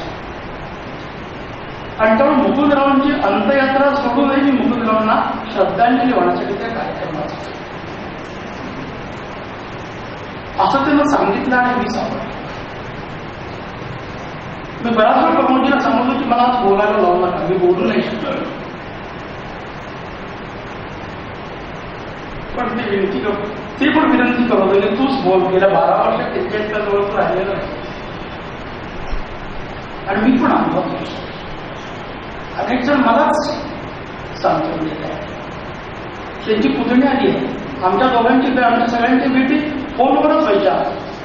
आत्ता मला तरी येऊन सांगितलं काय माझी तुमची भेट झालेली नाही, पण काका तुमच्याबद्दल इतकं बोलायचे म्हणून मी तुम्हाला भेटते. आता हरिभाऊ भेटले होते. हरिभाऊ काय म्हटले, मुकुंदरावांच्याकडे तुमची म्हणजे खिलारी बैलाची जोडी होती. संपूर्ण देशभरामधून शोक संदेश यायला लागले. संपूर्ण देशभर श्रद्धांजलीचे सभा आहे. आणि त्यामुळं मुकुंदराव रांची बैठकीला जाण्यापूर्वी शबरी कुंभ, नर्मदा कुंभ याच्यानंतर आलेल्या सर्व स्थित्यंतर झालेले बदल, परत आलेले ख्रिश्चन लाखात आहे, ते सगळे मी आकडेजरा घेऊन दाखवायचं. ते निवेदन त्यांनी रांची बैठकीत केलं. आणि रांची बैठकीत जाण्यापूर्वी ते मला म्हटले की आपण स्वीकारलेली दिशा निश्चित बरोबर आहे.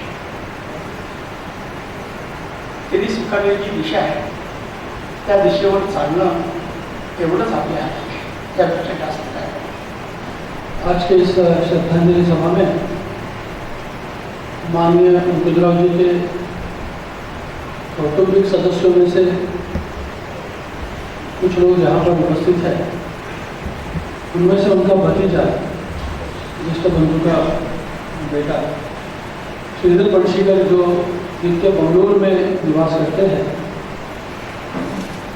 सुबह से यहीं पर थे. वो अस्थि विसर्जन भी करना था. नासिक में गंगार्पण अस्थियों का आज हुआ. आज की श्रद्धांजलि सभा में श्रीधर जी भी है. मैं उन्हें विनंती करता हूँ. 7 तारखेला सकाळी मला फोन आला की मुकुंद काका घेतो. आपल्या सगळ्यांचे मुकुंदरावजी म्हणजे माझे मुकुंद काका. आणि तो फोन आल्यापासून फक्त एका भावनेने मी परत आलो की माझे काका. आणि इथे आल्यापासून जे मी बघतोय इथे मुकुंद काका होते. त्यानंतर मला ज्या लोकांचे फोन येत आहेत त्यांच्याबद्दल माहिती विचारण्यासाठी नाशिकचा आज कार्यक्रम मी नंतर ऐकलं सरांकडून की तिथे किती लोक भेटायला आले होते. आत्ता आपण सगळे इथे बसलेला आहोत आणि त्यांच्यावरती आलेले लेख आणि आजची 8 मानाची तरुण भारतची पुरवणी हे वाचल्यावरती, इव्हन पुरवणी वाचल्यावरती पण माझ्या लक्षात येत आहे की त्या पुरवणीतला जो संदर्भ आहे अजून पूर्ण संपलेला नाही. त्याच्या मागे बरंच काही ते अजून नाही आलं. तर ते असताना मला एक ते तुम्हाला सांगावंसं वाटतं आणि कधी कधी शब्दाचे कमी पडू शकते, म्हणून थोडासा इंग्लिश शब्द वापरतो. कन्फेशन. आम्ही नातेवाईक, पण आम्हाला हे त्यांचं काम नाही. आणि मला वाटतं त्याच्यामध्ये त्यांचा हा मोठेपणा आहे की आम्हाला त्यांनी कधीही ऑफिसबद्दल चर्चा केली नाही आमच्याशी. आणि हे सगळं बघत असताना खरं तर आम्ही सर्व कुटुंबीय भारावून गेलो आणि काही अंशी भांबावलेलो कळत नाही आहे की कसं हे आम्ही ॲब्झॉर्व करू. आणि हे चालू असताना मला 3:30 वाजता दादा गोखलेंचा फोन आला की तुला आज काहीतरी बोलायला लागेल. म्हणजे अतिशय अवघड गोष्ट आहे, एवढ्या मोठ्या माणसाबद्दल मी काय बोलणार. आणि तेव्हापासून मी प्रयत्न करत होतो की आता मी काय शोधून काढू यांच्याबद्दल बोलायचं. कारण मी म्हटलं की मी एक नातेवाईक आहे म्हणून बोलतो, पण जे मी त्यांच्याकडचे लेख वाचले आहेत आणि पत्रक वाचले आहेत त्याच्यामध्ये मला असं लक्षात आलं की सगळ्या कार्यकर्त्यांना ते नातेवाईकासारखेच होते, काकाच होते त्यांचे. आणि बऱ्याच ठिकाणी जे मी म्हटलं असतं की काका कधीही कुठच्याही सुखदुःखाच्या कार्यक्रमाला हजर नाहीत, असं झालं नाही असं मी सांगू इच्छित होतो. पण मी वाचतोय की तुमच्या पण बऱ्याचशा कार्यक्रमांना सुखाच्या आणि दुःखाच्या दोन्ही वेळेला काका तिथे हजर असतात. तर एवढ्या मोठ्या माणसाबद्दल आणि एवढ्या त्यांच्या कार्याबद्दल तुम्ही सगळे जास्ती जाणकार आहात, आम्ही नाही. पण त्याचं मला दुःख नाही आहे, म्हटल्यास आनंद आहे. आणि त्यासाठी मी तर शोधत होतो, त्याच्या 2-3 गोष्टी मला सापडल्या की अरे एवढं काम करणाऱ्या काकांसाठी आपण काय केलं. आणि शोधता शोधता काहीच न सापडण्यामध्ये मला 2-3 गोष्टी सापडल्या. आणि त्या म्हणजे की आम्ही भाग्यवान होतो की काका माझ्याकडे सुट्टीला यायचे, सुट्टी काढून 4 दिवस माझ्याकडे राहायला यायचे. ऑफिसच्या कामाबद्दल कधीही काही चर्चा करत नसतं. आम्ही चुकून कधी विषय काढला की तुम्ही काय करता, मला माहिती आहे की तुम्ही संघासाठी काम करता, मोठं काम आहे हे पण माहिती आहे, पण जरा पुढे सांगा ना. नाही तर जाऊ दे, तो आपण विषय नको करूया, त्यातनं तुम्ही काय करणार. दुसरं, आम्हाला कधी आग्रह नाही केला की तू संघात जा, तू खाणे जा, प्रचारक होते इतकी वर्ष, 53 वर्ष, कोणालाही सांगितलं नाही. माझ्या मुलाला पण कधी असं फोर्स नाही केलं, मला पण कधी आग्रह नाही केला. आम्हाला जेव्हा वाटलं तेव्हा मी गेलो. पण ऑफिसची चर्चा नाही, घरची फक्त चर्चा, आईबद्दल अतिशय प्रेम. तो 2 गोष्टी सापडल्या त्या ह्या की ते माझ्याकडे सुट्टीला यायचं. आणि आम्ही काय करू शकलो त्यांच्यासाठी, तर त्या वेळेला जेव्हा ते आमच्याकडे काही मागत असत तर तेव्हा त्यांच्याबद्दल एक आदर असल्यामुळे, नाही तर आजकाल मुलं काकाला एक काका म्हणतात, आम्ही आमच्या काकांना कधी एक काका नाही म्हटलं, अहो काका. आणि तेव्हापासून ते जेव्हा जेव्हा आले तेव्हा आम्ही त्यांना जे पाहिजे होतं त्यांच्या परीने जे त्यांनी सांगितलं ते आम्ही करू शकलो, हे आमचं भाग्य आहे. दुसरं भाग्य हे की एवढ्या मोठ्या माणसाची आई ती माझ्याकडे आता आहे आणि तिची काळजी मला घ्यायचं भाग्य लाभलं.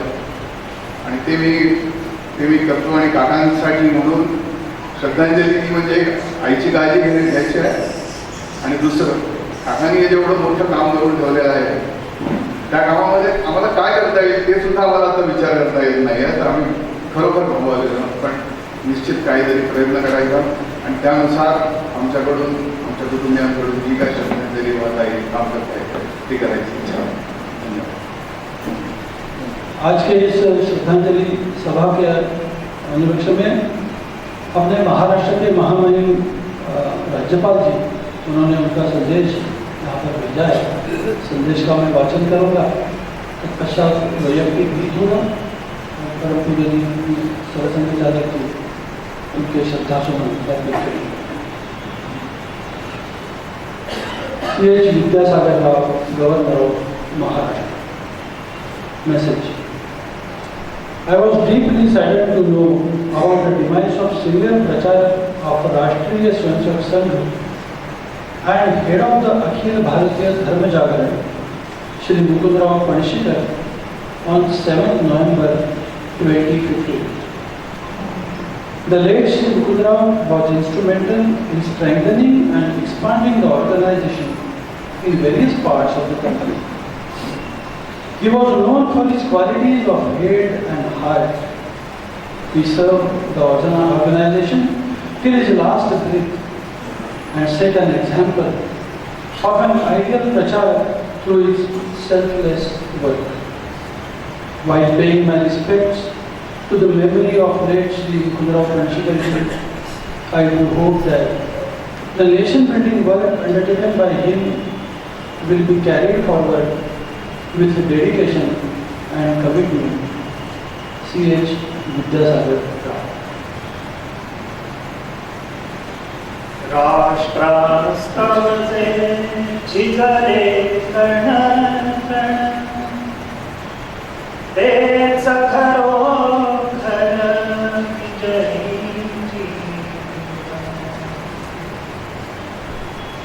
आपत्तींशी सतत झुंजून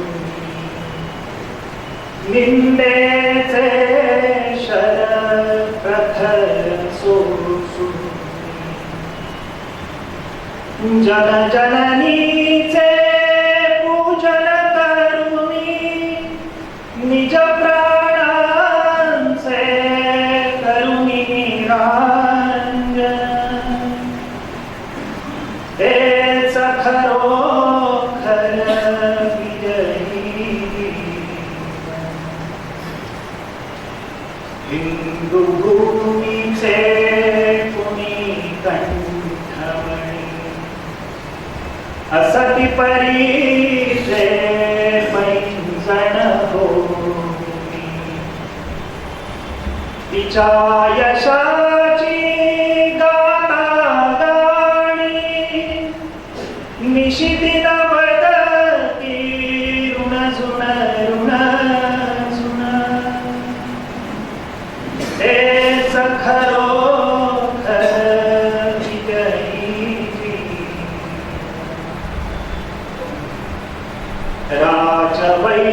राजवैभवाचे नभाळले संस्कृती कार्या फळते फुलते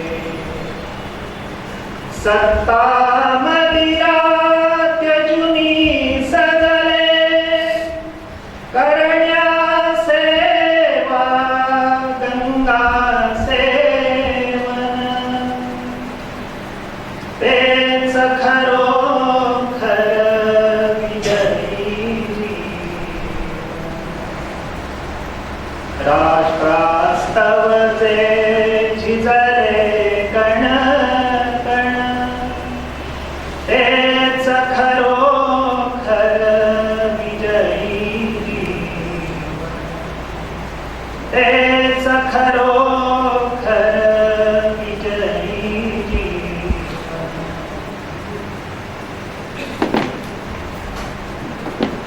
मुकुंदराव जी का मेरा परिचय है। मैं तृतीय वर्ष करने गया तो हमारे भाई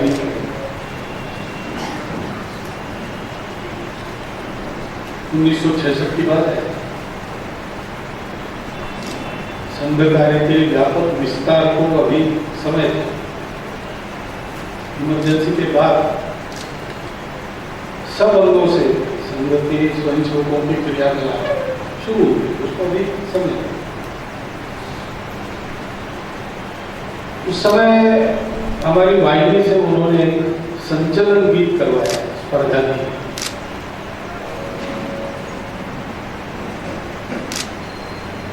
चलो तू अपनी राह पति पर चल, तुझको विजय पराजय से क्या होने दे, होता है जो कुछ उस होने का हो निर्णय क्या। छोटा गीत है, पूरा ही बताना, कारण बाद में बता। भंवर उठ रहे हैं सागर में, मेघ उमड़ते हैं अंबर में, आंधी और तूफान डगर में तुझको तो केवल चलना है, चलना ही है तो फिर डर क्या।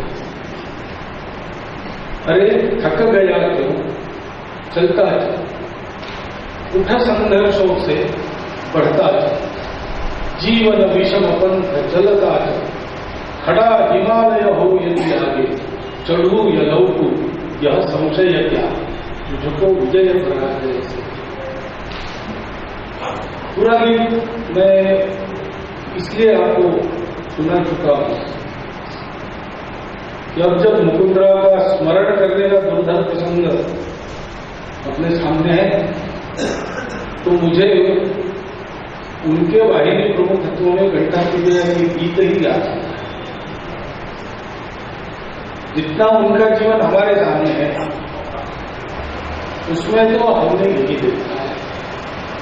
वो निरंतर कार्य करते थे, सब परिस्थितियों में कार्य करते थे और कार्य में परिश्रम रहते चले। संघ के प्रचारक कैसा होना चाहिए? सुरेश राव जी कहती तरह हमारी बैठकों में बता कि प्रचारक यानी क्या है?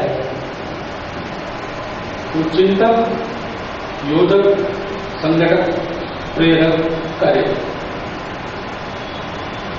आज इस वाक्य को जब मैं कहता हूं तो बताने वाले सुरेश राव का जीवन भी मेरे सामने है और मुकुंदराव का दूसरा होता है। संघ में संघ के प्रचारक के जीवन का उदाहरण इस नाते किनको देखना है तो जिनके नाम लिए जाते हैं उसमें मुकुंदराव है। और इसलिए प्रचारक के जैसा ही कोई प्रचारक इच्छा कैसी करेगा? सिंधी की जो पहली बैठक हुई जिला प्रचारकों की प्रथम प्रतिबंध के पश्चात, तो अटल जी उस समय जिला प्रचारक थे, वो उस बैठक में थे। उन्होंने प्रश्नोत्तर के कार्यक्रम में मोदी जी को प्रश्न पूछा कि अब हम प्रचारक 40 साल की आयु पार करके प्रौढ़ावस्था में जा रहे हैं, जन्म भर रहेंगे तो बूढ़े भी होंगे, तो आगे ऐसे बूढ़े बने प्रचारकों की क्या व्यवस्था होगी? संघ ने कुछ विचार किया है? तो गुरु जी का उत्तर था कि आप सब लोग समझदार हो, आप लोग विचार करो। मेरे लिए मैं ऐसा विचार करता हूं कि विवेक पूर्वक, विचार पूर्वक इस कार्य में इस देह को लगा दिया है, बाकी सब छोड़ दे। तो इस देह के अस्तित्व का प्रयोजन वो कार्य है। जब तक यह कार्य है तब तक ये देह उसी में काम करे, और अगर उसमें काम करने की क्षमता इसकी न रही तो दूर किसी पेड़ के किनारे बैठे बैठे दुनिया को पता भी न चले, ऐसा इस देह का विसर्जन हो जाए। और एक अंग्रेजी प्रसिद्ध कवि की एक कविता भी उन्होंने लिखी है। तो प्रचारक के मन में अगर कभी ये कल्पना आती होगी कि मेरा आदर्श ऐसा होगा, तो उसके लिए आदर्श कल्पना यही होगी कि दुनिया को पता भी नहीं चले, और वैसे ही हुआ। और अभी शरद राव ने बताया, उससे तो पता चलता है कि ऐसा नहीं है कि उनको अपने स्वास्थ्य की खबर बात नहीं, हम लोगों को नहीं। और हम लोगों ने पूछा भी तो उन्होंने वो लगने दी, क्योंकि स्वयं के सुख वगैरह के बारे में प्रचारक हमेशा उदासीन।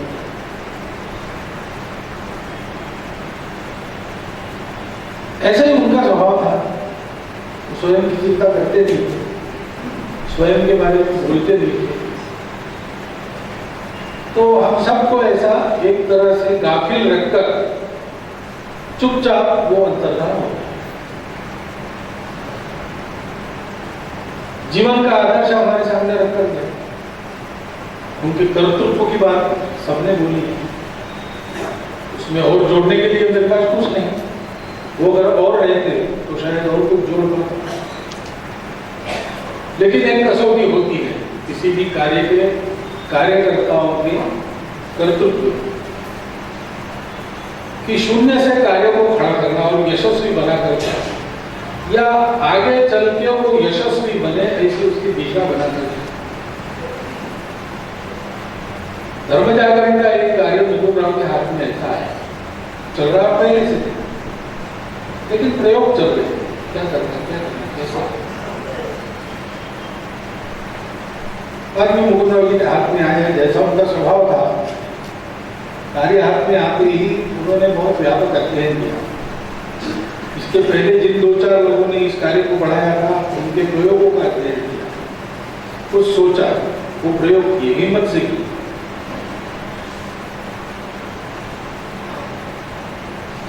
नर्मदा कुंभ बहुत बड़ा महत्वाकांक्षी, शबरी कुंभ एक हो चुका था, एक हुआ इसलिए वैसा दूसरा यशस्वी होगा ऐसा कोई कह नहीं सकता, क्योंकि उनका जो सारा कुशल नियोजन था, व्यापक योजना थी, उस योजना की यशस्विता के लिए किस किस को उसमें जुड़ना चाहिए, इसकी एक अचूक कल्पना थी।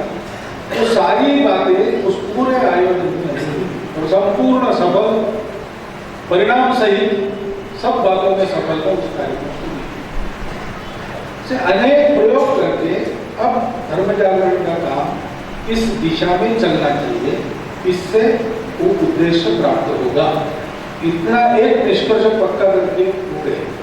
रांची की बैठक में अभी तक धर्म जागरण विभाग का काम जैसे चला है, उससे ये जो दिशा मिली है, वो दिशा अब एक पक्की दिशा के नाते सबके सामने रखी। कर्तृत्व तो उनका सुपरिचित है, उनके बाद भी उस कर्तृत्व के सारे स्मारक हम सब लोगों के सामने हैं। लेकिन कर्तृत्व कम ज्यादा होता है, व्यक्ति कैसे थे, प्रचारक जीवन का आदर्श करने में नहीं होता है, बोलने में होता है। किसी ने मुझे पूछा कि प्रचारक को ये काम के बजाय वो काम दिया जाए तो कैसे हो जाए। तो कहा भाई प्रचारक का कोई काम नहीं है, बाकी सब जो है संघ चालक, शारीरिक प्रमुख, बौद्धिक प्रमुख, कार्यवाह, सबके काम निश्चित है, कहीं ना कहीं डॉक्यूमेंटेड भी है। लेकिन एक प्रचारक ऐसा है कि उसका काम कहीं भी डिफाइंड नहीं है, और प्रचारकों को इतना ही बताते हैं बैठकों में कि जहां कम वहां हम, ये आपका काम है। तो जहां कम पड़े वहां दौड़ना एक सप्लीमेंट्री काम है। प्रचारक का मुख्य काम है होना, जीवन। संघ जीवन से चलता है, बौद्धिक तत्वों से नहीं चलता है, उपदेशों से नहीं चलता है। जो भी संघ में सुना जाता है, संघ के बारे में लोग बोलते हैं, संघ के बारे में लिखा जाता है, संघ के स्वयंसेवकों को अपने आसपास अपने से थोड़े ही दूर रहने वाले लोगों में वो सारी बातें दिखाई देती, और ये बहुत कठिन काम है। संघ की जो कल्पना है स्वयंसेवक की, उसको पूर्ण अर्थ में जीना। तो सबसे आसान ये करना किसको है, तो बाकी सब बंधन जिसने काट दिए हैं, वो प्रचारक स्वयंसेवकों में रहकर उस चरमोत्कर्ष का आदर्श स्वयंसेवकों के सामने प्रस्तुत करता है। और इसलिए स्वयंसेवकों की हिम्मत हर परिस्थिति में बनी, क्योंकि संघ जिस जीवन की कल्पना है करता है, वो जीवन कोई सत्ययुग की कथा नहीं है। आज के युग में भी ऐसा कर सकते हो, ऐसा जीने वाले हमारे जैसे लोग ऐसे बनते हैं, बन सकते हैं। मैं नहीं बना तो क्या हुआ, बन सकते हैं। आज उसमें इतनी सारी बाधाएं दिखती है तो क्या हुआ, ऐसा हो सकता है। इस श्रद्धा विश्वास स्वयंसेवकों का कायम रखने का जीवन के द्वारा करने का काम करता है। वो काम उन्होंने किया, उनका सब कुछ संघ में समर्पित। संघ ने जैसी इच्छा की वैसे वो चले। कोई काम हाथ में है, अच्छा चल रहा है, उस काम में रहेंगे तो और अच्छा होगा, लेकिन आवश्यकता दूसरी तरफ है। उनको बताया गया, तुरंत बदल, अपना कुछ नहीं, संघ की इच्छा।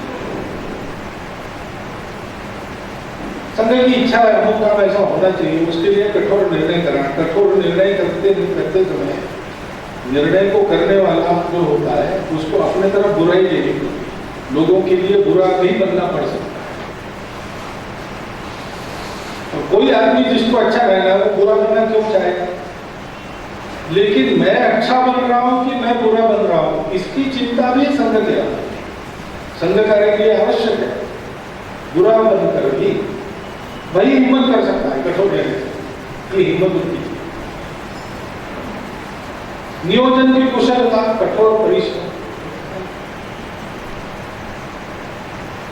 और ये सारी बातें होती है तपस्या ही। और आदमी तपस्या करता है तो तपस्या की उग्रता उसमें थी। मुकुंदराव का स्वभाव ऐसा था कि उनसे सब डरते थे, ऐसा था क्योंकि ये बोलते नहीं है ऐसा लगे कि इतने भीतर आशु, परंतु ये ऊपर का एक फैक्टर था जो थोड़ा निकल गया। उसने अनुभव किया कितना अपार स्नेह, शुद्ध आत्मीयता, मोह रहित, अभिस्नेह रहित आत्मीयता, इसका अनुभव किया। अनेक लोगों ने अनुभव किया, अनेक लोगों ने अनुभव किया, मुझे मालूम है। मैं बाद में नागपुर में तृतीय वर्ष में हमारे वाहिनी प्रमुख रहे, उसके कई साल बाद प्रचारक बनने के बाद ही उनको मिला, नागपुर का प्रचारक बना, तब नागपुर को प्रांत मानते, शायद उसी समय मुकुंदराव सह प्रांत प्रचारक बन गए। उसके बैठकों में मिलना होता है। तो पहली बार गए उनके साथ हम जोधपुर की बैठक में जाने के लिए मधुबन कुलकर्णी, मुकुंदराव पेशकर, वसंतराव केड़कर, मैं, जैसे 4 लोग यहाँ से कर्णावती, कर्णावती से उदयपुर, ऐसा करते करते तो बहुत निकट से संपर्क है।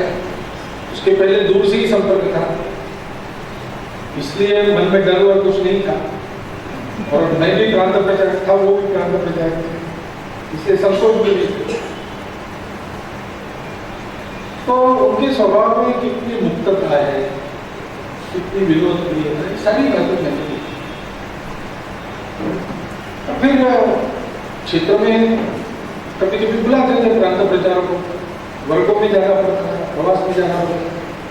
सहशारीरिक प्रमुख बना, अखिल भारतीय प्रवास में मुंबई आके जाना रहता रहता। तो उनके निकट सानिध्य में रहने वाले लोगों से भी कभी कभी बात, इसलिए मैं कह रहा हूँ कि मुझे पता है ये शुद्ध सात्विक आत्मीयता का स्पर्श इतनी बड़ी संख्या को देते हुए भी व्यक्ति मोह से बचे रहे और संगति में जो करना है वही करना। इतनी कठोर तपस्या जीवन भर करने के बाद भी अपने स्वयं में उसकी उग्रता आने नहीं देते। ये आसान काम नहीं है, ये प्रचारक को करना पड़ता है और प्रचारक को पूर्ण काम कर सकते। मुकुंदराव का जीवन हमारे सामने एक अनुकरणीय जीवन है।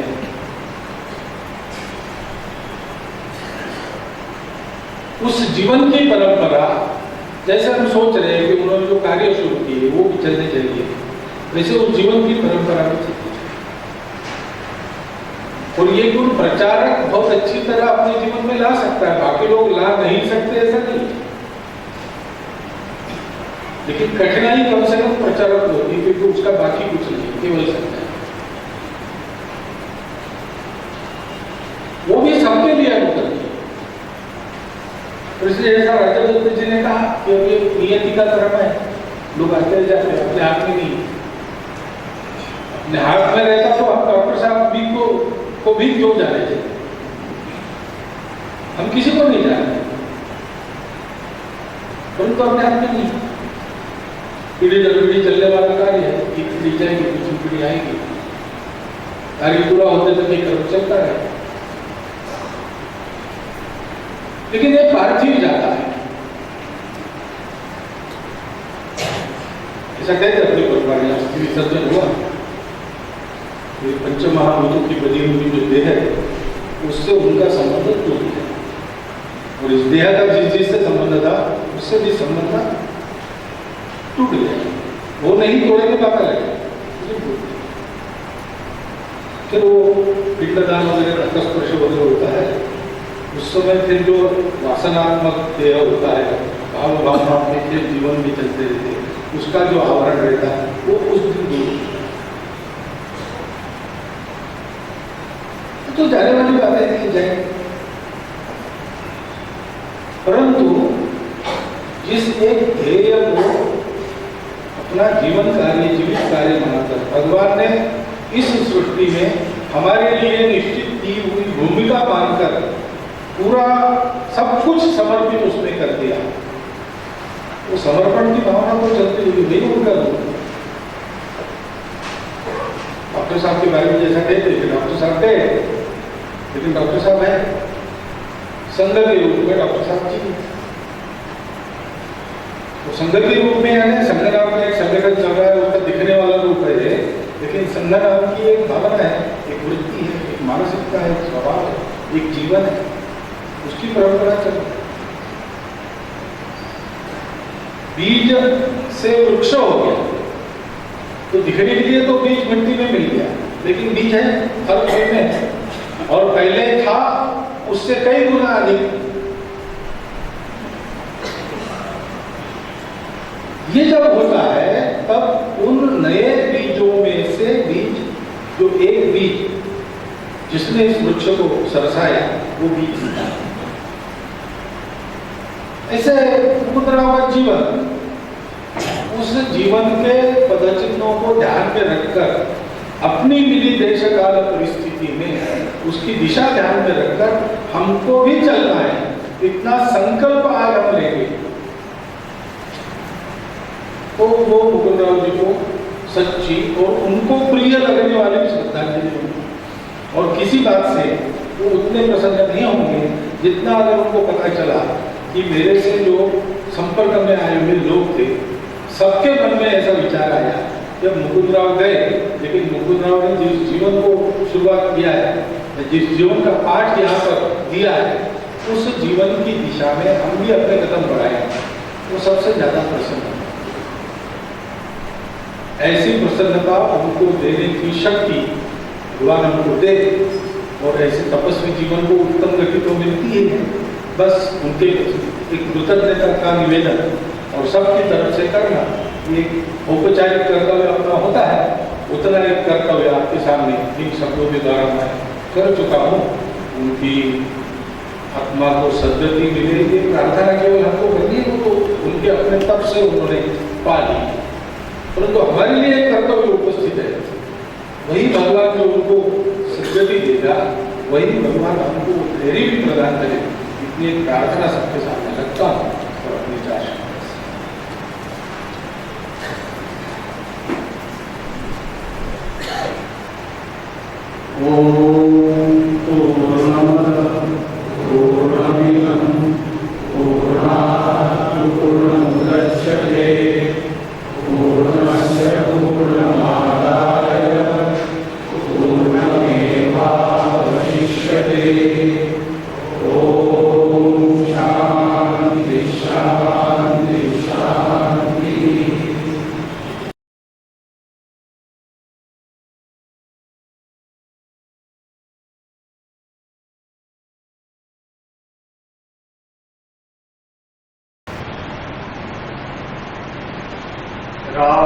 राष्ट्रास्तवसे झिजले कण कण,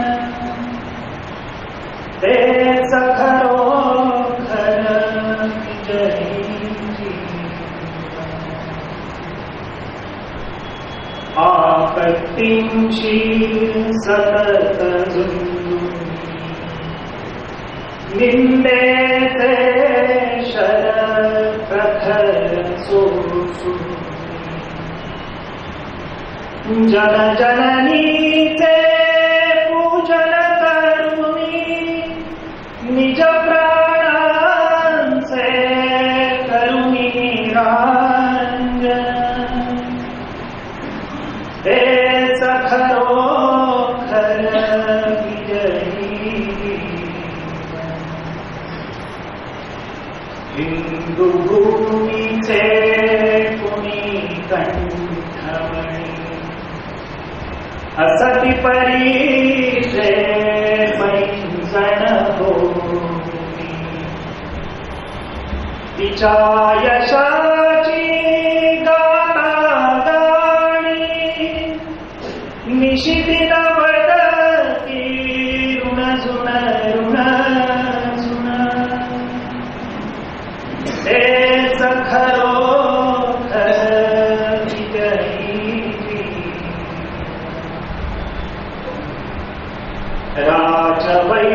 राजवैभवाचे नभाळले संस्कृती कार्या फळते पुनर्ते सत्ता मदिरा त्यजुनी सगले करण्या सेवा गंगा सेवन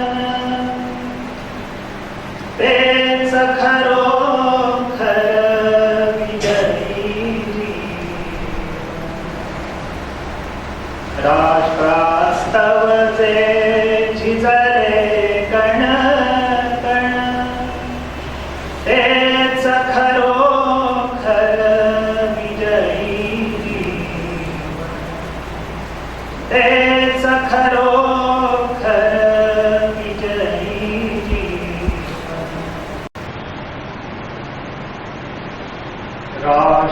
राष्ट्रास्तवचे झिजले कण कण तेच खरोखर विजयी आपत्तींशी सतत झुंजून निंदेचे शर प्रखर सोसून जनजननीचे